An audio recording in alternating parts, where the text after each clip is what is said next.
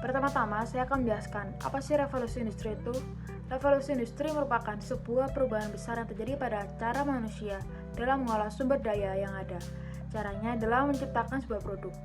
Dengan adanya revolusi ini, banyak sektor seperti transportasi, pertanian, teknologi, pertambangan, hingga manufaktur yang mengalami perubahan. Inilah perjalanan revolusi industri 1.0 yang merupakan sebuah revolusi di bidang industri yang pertama kali tepatnya pada abad ke-18. Sebelum adanya revolusi, proses sebuah produksi dan jasa memakan waktu yang lama dan membutuhkan biaya yang besar karena semuanya dilakukan manual. Revolusi ini ditandai dengan adanya penemuan mesin uap yang digunakan dalam proses produksi sebuah barang. Seiring berjalannya waktu, mesin uap berkembang pula di berbagai industri lain, mulai dari pertanian, pertambangan, transportasi, sampai manufaktur pun mulai menggantikan tenaga manual. Pada era ini jugalah pertama kali kegiatan produksi dalam jumlah besar terjadi demi memenuhi kebutuhan yang semakin bertambah jumlahnya. Kita meranjak ke revolusi industri 2.0 yang ditandai dengan adanya penemuan tenaga listrik yang membuat mesin uap yang tadinya sering digunakan dalam proses produksi semakin lama digantikan dengan adanya tenaga listrik tersebut. Era ini muncul teknologi baru seperti mobil, pesawat terbang, pesawat telepon, dan lain-lain yang sangat mempengaruhi seluruh dunia secara signifikan. Mengapa pada era ini listrik sangat dibutuhkan? Karena pada saat itu tenaga listrik dinilai jauh lebih efektif untuk menggantikan tenaga manusia, serta lebih efisien jika dibandingkan dengan tenaga uap, meskipun perusahaan harus mempertimbangkan untuk mengganti mesin-mesin yang telah diinvestasikan sebelumnya. Kita meranjak ke revolusi industri 3.0 ini yang terjadi pada akhir abad ke-20 ditandai dengan adanya teknologi digital serta internet. Revolusi ini dipicu dengan adanya berbagai mesin yang dapat bergerak dan juga berpikir secara otomatis dan dibuat dalam bentuk komputer dan juga robot, sehingga lowongan tenaga kerja semakin sempit karena pabrik lebih menggunakan kinerja teknologi. Sehingga penggunaan komputer mulai menggantikan hal-hal yang dulunya dilakukan oleh manusia, seperti mengirim dokumen, menghitung formula yang rumit, sampai membuat pencatatan keuangan. Dikarenakan keberadaan dari revolusi industri 3.0 ini didasarkan pada penemuan mesin-mesin pintar, maka dapat dibilang ini merupakan revolusi yang sangat penting mengingat manufaktur menuntut ketepatan dan ketelitian yang sangat tinggi, di mana dua hal tersebut sangatlah sulit dilakukan oleh manusia. Ranjak ke revolusi industri 4.0 ini terjadi pada awal abad ke-21 yang merupakan sebuah revolusi di mana manusia telah menemukan pola baru dengan kemajuan teknologi yang cepat sehingga mengancam berbagai perusahaan yang lebih konvensional. Dalam era ini, berbagai teknologi baru yang tadinya tidak pernah terpikirkan pun bermunculan seperti layanan ojek online, pembayaran melalui gadget, hingga warung digital. Dalam skala industri, revolusi industri 4.0 meningkatkan kemampuan software dan internet untuk meningkatkan efisiensi perusahaan. Contohnya adalah pengumpulan data historis mesin oleh software yang digunakan untuk menjadwalkan maintenance bulanan secara otomatis, dan data-data tersebut nantinya akan diproses oleh algoritma sehingga menghasilkan keputusan logis layaknya manusia.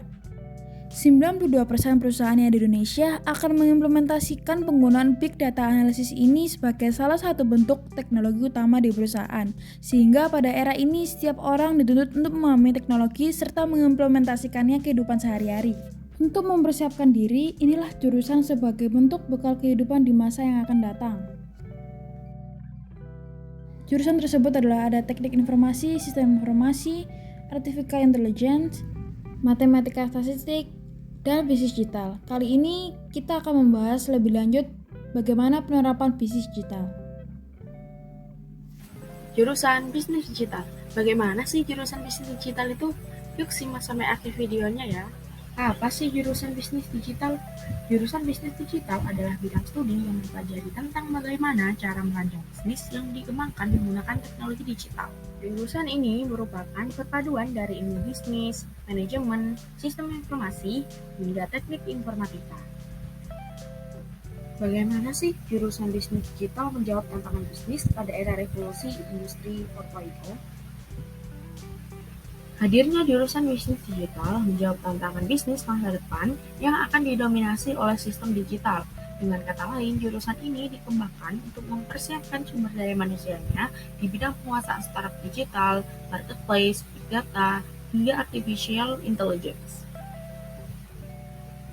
sehingga memerlukan kajian yang terstruktur, mendalam, dan berkelanjutan untuk merumuskan strategi bisnis yang tepat sehingga dapat beradaptasi dengan revolusi industri 4.0.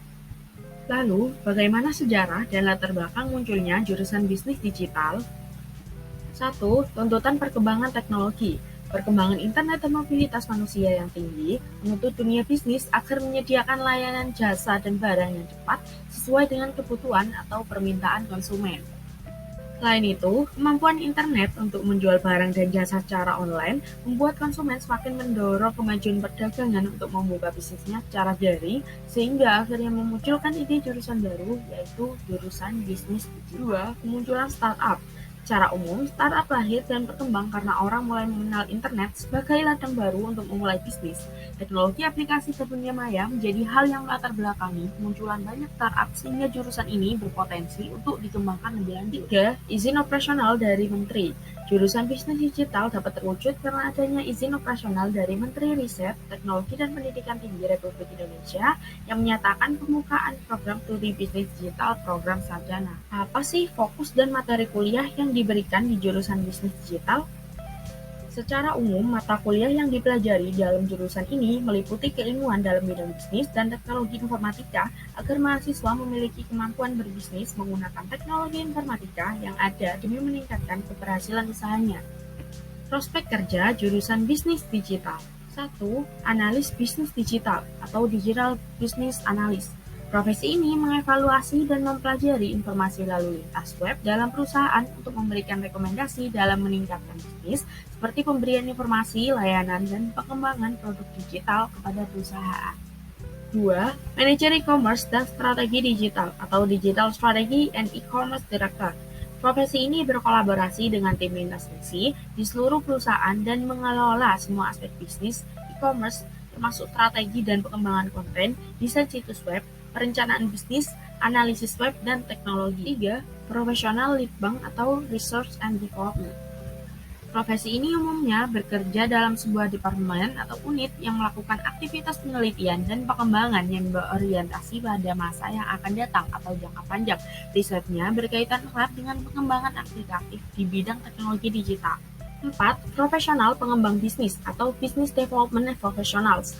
Profesi ini bertanggung jawab dalam mengidentifikasi peluang pertumbuhan bisnis dan mengoptimalkan strategi pemasaran perusahaan dengan cara menganalisis proses bisnis dan keuangan, mengimplementasikan rencana bisnis, dan membangun jaringan perusahaan yang efektif. 5. Ahli pemasaran digital atau Digital Marketing Specialist. Profesi ini bekerjasama dengan pemasaran untuk mengidentifikasi target pasar, menciptakan brand image, dan membuat serta mengelola marketing campaign melalui teknologi digital dan pemasaran berbasis internet dengan pertumbuhan bisnis perusahaan sebagai target utamanya. Dan yang keenam, konsultan bisnis atau bisnis konsultan. Konsultan bisnis dapat bekerja secara perorangan atau bergabung dalam perusahaan konsultan.